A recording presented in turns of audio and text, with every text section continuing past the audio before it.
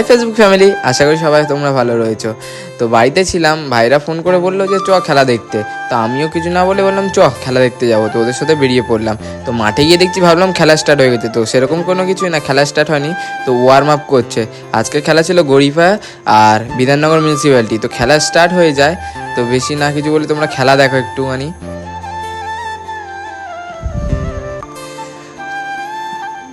তো বিধাননগর একটা ভালো ফ্রি কিক পায়, সেটা গোল করতে পারে না। বিধাননগর 1 গোলে হারছিল হাফ টাইমের আগে। তারপরে বিধাননগর খুবই অ্যাটাক করছিল, এই জেনুইন গোলটা খুবই মিস করলো।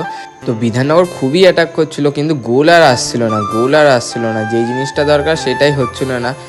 এত অ্যাটাকের পরেও গোল আসছে না, ওদেরও হয়তো খারাপ লাগছে। কিন্তু তারপরে এই যে বিকাশ ভাই ওয়ার্ম আপ করছে, এবার নামবে। হাফ টাইমের পরে বিকাশ নেমেছিল মাঠে।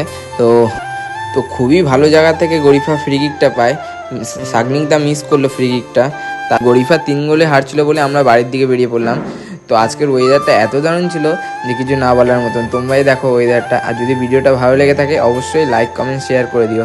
আর এইভাবেই তোমরা আমায় সাপোর্ট করো, আর আমি তোমাদেরকে ভালো ভালো ভিডিও দেবো।